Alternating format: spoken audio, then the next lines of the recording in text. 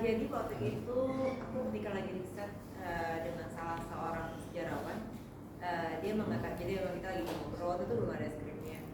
Kita lagi ngobrol dan dia cerita pada masa itu dia tinggal di Jalan Jaksa, dan memang di masa itu kan memang masanya tahun 1946 ketika Indonesia sudah menyatakan merdeka, tapi saat itu ini sebelum agresi militer pertama ya, jadinya waktu itu Presiden Soekarno keluar dari Jakarta, pindah ke Yogyakarta, tahu dong masalah masa itu kan Yogyakarta dan Jakarta pada saat kita lagi dalam keadaan perang saudara. Jadi kita mengambil judul itu karena lebih menjelaskan masa setting kita pada saat itu.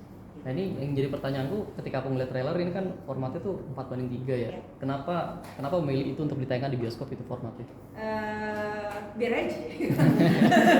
Kaget saya dengernya. Jadi itu memang lewat pemikiran yang cukup panjang dan cukup ekstensif ya gitu istilahnya, karena kita selama development kita back and forth tuh sama tim kreatif, sama Biobi, aku Roy Lolang, sama Rama Adigo yang produserku gitu, kalau tentang aspek rasio yang mau kita pakai gitu. Biasanya no question ya zaman sekarang pastinya biasanya 235 atau 180, kalau 235 itu panjang banget bagian tipis gambar atas bawahnya nggak ada, dan kalau 185 itu yang slightly lebih ya tapi widescreen juga gitu. Cuman aku entah kenapa, karena memang treatment yang aku mau di film ini kan memang banyak kamera movement, kameranya itu selalu bergerak mengikuti karakter-karakter dan pengen fokus ke mereka gitu istilahnya gitu, pengen fokus terus mengikuti perjalanan mereka, melihat perspektifnya mereka. Jadinya aku mikir-mikir, dan ini sebuah keputusan yang besar yang aku tahu akan sangat signifikan di filmnya nanti. Akhirnya aku mulai tuh bilang gitu, Bang Oy gitu, aku Roy Lolang, aku manggilnya Bang Oy. Bang Oy, kita kalau 43 gimana? Nggak sayang nol gitu kan. Nggak sayang nol gitu kan nilai. Nggak, karena gue pengen banget punya keklasikan, karena ini memang genre-nya kan agak-agak American classic-ish gitu kan, kayak Casablanca gitu. Jadinya dan kalau gue kebayang dengan treatment kamera tadi yang gue bilang, nanti filmnya rasanya terlalu grand gitu, dan itu gue nggak mau itu. Gue pengen fokus ke karakter-karakter mereka ini gitu. Makanya ingin menyempitkan matanya sedikit 43, jadi kita fokus ke karakternya mereka, dan kita nggak dapetin secara gambar, kita dapetin DV itu dari lo lebih tinggi kan jadinya kan, dia lebih tinggi dan lo lebih dalam kan. Kalau gitu sih, semoga bisa dimengerti. Gitu kan. Ini kan filmnya menceritakan kisah lampau. Pemilihan aspek rasio 43 tuh juga mau menambahkan pengalaman kepada penonton. Kalau ini film masa lampau gitu nggak sih? Atau Iya, ada rasa klasiknya. Maksudnya ada rasa American klasik, genre American klasik kayak Casablanca gitu deh. Kayak film lama, tapi biasanya kan kalau film American klasik kan soal perang yang ada di dunia barat sana ya. Ini soal negara di Asia Tenggara.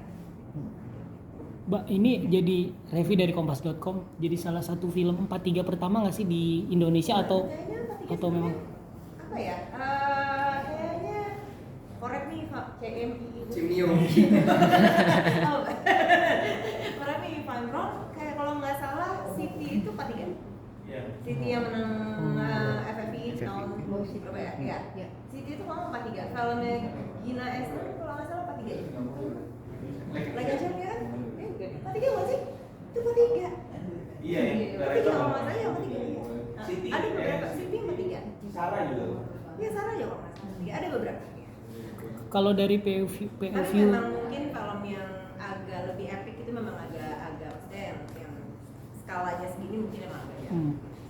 Kalau Mbak sendiri melihat film 43 ini nyaman gak sih orang untuk nonton? Kalau dari Mbak Molly sendiri? Wah, kalau orang lain saya nggak bisa menilai ya, tapi kalau saya sih sebenarnya sih jujur ya, aku sebagai penonton ya, kadang tiba-tiba udah nggak tiba-tiba lo nih film 43 gitu, lo ketika nonton paling lo awalnya doang aja kaget gitu, kok gambarnya kecil, kita orang biasa nggak akan ganggu sepanjang film gitu. Malah kadang-kadang maksudnya kan sebagai filmmaker aku nonton banyak banget film ya. Pernah dulu nonton filmnya Ho Soo Shan namanya Sutradaranya, itu diganti-ganti, kadang 43, dan itu nggak loh, maksudnya ya ngeh gitu tapi oh iya ya tadi ganti ya, itu tuh sebenarnya bukan, maksudnya ngeh gitu, yang ngeh tuh yang bikin ekspor karena beda ini tiba-tiba aspek rasionya ganti, cuman kalau gepeng ya gue nggak kalau nggak gepeng gue nggak, maksudnya ngeh tapi lo paham rasanya aspek rasionya gitu, tapi itu bukan sesuatu yang mengganggu. Karena kalau kita pikir-pikir, maksudnya zaman aku ya dulu tuh nonton film banyak banget yang ketiga, nggak terganggu sama sekali, ada rasa asiknya. Aku Raffi dari Medcom bertanya, kan aku lihat di trailer itu scene itu banyak lokasi-lokasi yang berubah gitu. Aku mau nanya tentang script continuity-nya gimana, apakah ada kendala dalam penggabungan? Maksudnya gimana, sorry? Lokasi-lokasinya berganti gimana maksudnya? Kayak di apa namanya, di adegan-adegan banyak yang lokasi setnya berubah gitu loh. Nah dari penggabungan lokasi-lokasi dan scene-scene itu script continuity-nya gimana, apakah ada kendala? Script continuity itu gimana ya? Kita kan kameranya memang banyak bergerak ya. Kameranya memang banyak bergerak, jadi emang saya ingin, maksudnya tadi kamera banyak bergerak ngikutin perspektif mereka gitu, kita pakai banyak memakai steadicam dengan ekstensif gitu, jadinya memang apa ya istilahnya, lo bisa meskipun ya tadi dengan format 4:3 gitu lo nggak pernah lihat lebar tapi lo ngerasain kotanya sih gitu, lo ngerasain kotanya, lo ngerasain perjalanan mereka dari sisi sini ke sisi ini, jadi makanya ketika di trailer dipotong-potong seperti itu lo merasakan kayak lokasinya kayak banyak sih memang sih banyak ya lumayan setelah pikir-pikir ya kayak banyak sih, cuma kalau continuity itu udah bagian dari kehidupan kami ya. Itu memang udah bagian dari kehidupan ya, kalau dibilang susah ya semua film continuity-nya susah gitu, karena buat pemain juga susah, mereka satu shot mesti, karena kita pakai single kamera ya, maksudnya kameranya nggak langsung banyak gitu, jadi nggak yang ada yang ngambil wide, ada yang ngambil close, enggak, kalau ngambil wide satu, terus kalau udah oke lo ngambil close-nya gitu, dan continuity-nya mesti satu, itu udah bagian dari kehidupan kami. Mbak, ini kan saya lihat trailernya kayak ada banyak adegan tembakan segala macam. Nah kalau senjatanya itu senjata beneran atau memang Kalau dummy atau seperti apa? Aku pernah syuting film actionnya, jadi pernah pakai yang bukan senjata beneran. Tapi kalau setahu aku, kalau seandainya senjata klasik itu nggak ada bawaannya. Jadi harus pakai senjata beneran. Tapi semuanya safety, semuanya kita nggak pakai peluru beneran sama sekali. Ada tim armornya, ada tim armorinya. Safety-nya cukup ketat dan bahkan kalau ada yang megang terus kayak lagi nggak syuting gitu kan, istilahnya lagi main-mainin, itu kita sendiri main, kita balikin dan pasti kita kalau seandainya ada yang main-main pasti kita marahin. Nggak boleh sembarangan. Nggak boleh sembarangan. Kalau menonton. Kalau dari Mas Ciko atau Mas Jerome kan memegang senjata. Kalau Mas Ciko kayaknya udah pernah juga main di Force Rock, itu kan senjata beneran atau seperti apa Mas memegang senjata? Kalau yang di film Perang Kota ini senjatanya benar-benar di era tahun segitu tuh pakai pistol Luger gitu. Terus pakai shotgunnya, tapi memang saya pakai senapan yang benar-benar tahun segitu. Tapi benar-benar safety semuanya. Megangnya juga benar-benar diajarin caranya seperti apa megangnya, karena memang sebenarnya sangat asik buat saya. Berat banget. Ya, dan saya lihat gitu di beberapa video gitu. Saya search gitu pistol ini cara pemegangannya seperti apa gitu ya. Dan pemegangan pistol itu kan setiap zaman berubah. Kalau zaman sekarang kita lihat misalnya orang-orang yang megang pistol itu pasti jadi ternyata pas kita research zaman dulu tuh jadi belum ada yang kayak gitu jari-jarinya, safety-nya ya. Oke. Kalau Pak Ariel megang pistol gimana persiapannya? Kan ada sempat megang pistol juga kan? Iya, ya sama seperti Ciko dan Jerome diajarin gimana cara pegangnya, tapi kebetulan senjata yang itu cukup berat sih, itu cukup Senapannya berat. juga senapannya cukup berat, dan ada satu adegan panjang di mana aku benar-benar on guard gitu, itu cukup challenging juga sih. Berat ya deh. Berat Saling. Pertama kali buat Mbak Ariel untuk pegang senjata beneran atau? Aku sudah pernah waktu itu dulu sempat ada cameo di film di sebuah film dan pegang senapan juga. Itu bahkan kayak di briefcase gitu gue. Aku lupa ya filmnya. Zorro kali. Filmnya Anggi Umbara. Iya. Ada satu scene cameo nembak pakai senapan. Cuma such a different experience karena iya betul senjatanya dari memang era saat itu juga. Kalau dari kalau dari Jerome, mungkin Arus sama Ciko, selama penggarapan proyek ini apa sih yang paling mendorong kalian, yang paling susah gitu, paling tantangan paling sulit, yang paling nge-challenge buat kalian dibanding proyek-proyek sebelumnya itu apa? Mungkin dari Jerome deh. Banyak sih. Salah satunya latihan biola. Dan juga banyak latihan-latihan, salah satu latihan biola, terus habis itu latihan bahasa yang digunakan, karena kan bahasa lingua franca pada saat itu bukan Indonesia seperti sekarang, bahasanya berbeda sedikit, masih banyak influence dari bahasa-bahasa lain seperti Belanda. Dan juga buat aku pribadi sih yang susah itu nurunin berat badan ya. Turun berapa? Lumayan. Lumayan. 8 ada kali. Karena kan tadinya rada berisi dan mungkin pada zaman segitu jarang orang yang badannya berisi dan bisa dibilang makmur. Jadi salah satunya susah.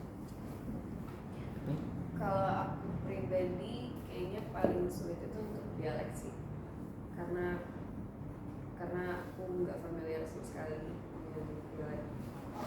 Fatima dari Bukit Tinggi kan ceritanya, dan ketika berdialog dengan suaminya, kami sepakat untuk tetap ada sedikit aksen Minangnya gitu.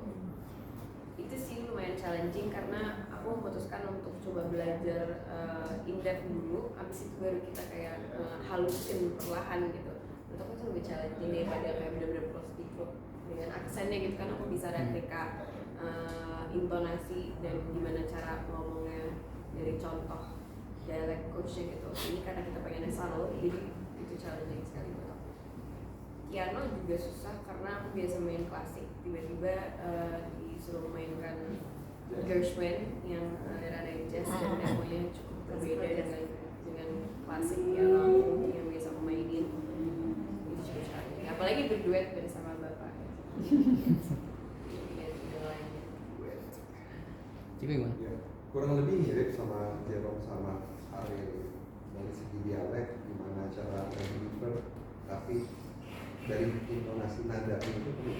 Kita coba beberapa kali itu di proses workshop itu kita present gitu ngomong ini terlalu Minang, karena pada saat itu pada saat kita meeting kita benar-benar menggunakan bahasa Minang banget gitu. Nah, mungkin pengennya kayak pakai bahasa Indonesia pada saat era setahun segitu, tapi ada aksen Minang. Iya, nyari persentasenya Itu yang lumayan sedikit sulit. Dan lagi buat aku terlebih gimana cara menjaga continuity emosi Nisa. Di sini Nisa ya orang yang benar-benar introvert dan berperan di dalam kepalanya itu selalu ada isi terus. Inner monolog itu harus terus jalan di scene by scene. Dia ngomong apa tapi inner monolognya sendiri beda. Nggak seperti yang disampaikan. Ingin mendeliver kekecewaan tapi misalnya dia ngomongnya nggak kecewa karena dia banyak banget yang kondisi. Saya ini sangat misterius. Itu lumayan cukup sulit dan challenging. Dan selalu setiap shot, setiap abis take selalu aku nggak mau nih. Wah gimana? Sekian. Boleh juga. Soalnya ibu galak banget bro. Oke, nah maksudnya kita selalu bekerja di sini karena kita mempunyai energi yang sama gitu. Ariel, Jerome, Maaf ya, saya banyak maunya ya. sering diskusi gitu setiap kali ingin mengeksekusi adegan gitu. Tapi cukup keren banget sih ya, menurut aku kayak dia bener-bener cukup berubah secara drastis personally gitu ya. Pas kita udah di akhir-akhir syuting itu dia baru mulai bisa agak relax gitu.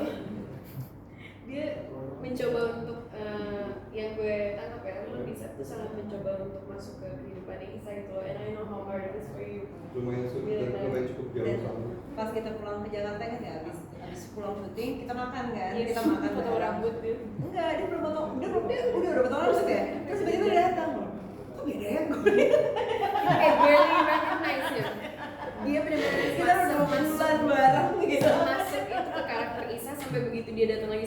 jadi kok kita semua shock. Who is this guy? We don't know him. pakai crocs. Emang pakai saya menjaga treatment itu karena kebetulan kita ada acting coach juga itu sama Mas Aji gitu dan kasih PR karena Isa ini orang yang nggak banyak gerak, orang yang sangat misterius, orang yang punya banyak perjalanan hidupnya lumayan panjang, punya traumatik. Kalau saya orang yang extrovert, sangat beda jauh sampai akhirnya kasih PR, lu coba ngomong tapi lu nggak gerak gitu. Iya, Lu duduk, lu ngomong still, lu ngomongnya dia Very dan different. ini. I'm Terus so proud of takut you. takut tahan tuh selama proses beberapa bulan di rumah pun aku ngerjain PR gitu. Keren banget sih. I'm so proud of you. Agak sampai dulu di set aku akan nerapin itu cut adegan aku coba menerapkan itu. Iya, ini bener-bener jadi anak manis budi banget. Jadi beda